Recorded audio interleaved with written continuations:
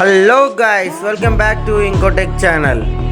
ఈ వీడియోలో మనం బెస్ట్ గేమింగ్ ఫోన్స్ గురించి అయితే తెలుసుకుందాం. ఎవరైతే అండర్ 10Kలో మంచి గేమింగ్ ఫోన్ కావాలనుకుంటున్నారో, గేమింగ్ కంటూ సపరేట్గా అయితే ఫోన్స్ అయితే ఉండవు అండర్ 10Kలో అయితే. బట్ గేమింగ్ కోసం అయితే మోటో G45 5G అయితే ఉంది. ఈ ఫోన్ అయితే మనకి అండర్ 10Kలో అయితే బెస్ట్ ఫోన్. ఇది మనకి స్నాప్డ్రాగన్ 6S Gen 3 ప్రాసెసర్తో వస్తుంది. ఇది మనకి BGM వచ్చేసి 40 FPS వరకు అయితే కంఫర్టబుల్గా అయితే హ్యాండిల్ చేస్తుంది. ఫ్రీ ఫైర్ అయితే స్మూత్గానే వస్తుంది, బట్ BGM అయితే ల్యాగ్స్ అయ్యే ఛాన్సెస్ అయితే ఉన్నాయి. ఇంకా నెక్స్ట్ మనం 15K గురించి మాట్లాడుకుంటే CMF ఫోన్ 1 అయితే ఉంది. ఆ బడ్జెట్లో అయితే ఇదైతే మంచి గేమింగ్ ఫోన్. ఇది మనకి మీడియాటెక్ డైమెన్సిటీ 7300 ప్రాసెసర్తో వస్తుంది. మంచి ప్రాసెసర్ ఇది మనకి ఆప్టిమైజేషన్ కానీ మొత్తం నీట్గా ఉంటుంది, కొంచెం మంచి ఎక్స్పీరియన్స్ అయితే ఉంటుంది. ఇంకా మనకి BGM వచ్చేసి మనకి 60 FPS వరకు అయితే కంఫర్టబుల్గా హ్యాండిల్ అయితే చేస్తుంది.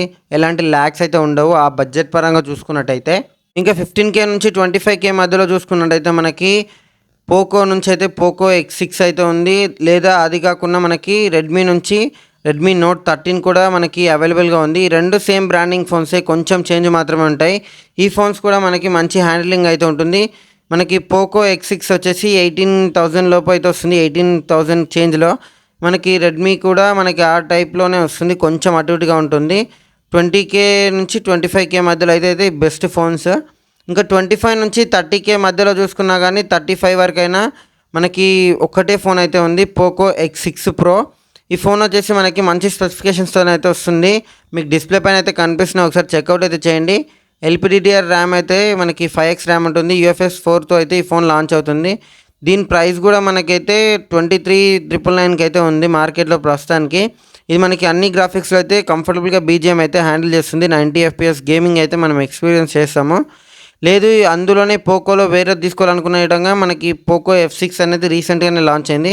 అది విధంగా చాయిస్గా ఉంది. ఇంకా కొన్ని ఫోన్స్ అయితే ఉన్నాయి ఆ బ్రాండ్లో, బట్ పక్కాగా గేమింగ్ కోసం అయితే పోకో X6 Pro అయితే ఉంది.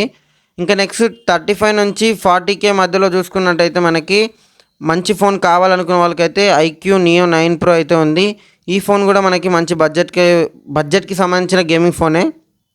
ఈ ఫోన్ యొక్క స్పెసిఫికేషన్స్ కూడా మీకు డిస్ప్లే పైన అయితే కనిపిస్తున్నాయి, ఒకసారి పాస్ చేసి చెక్అవుట్ అయితే చేయండి.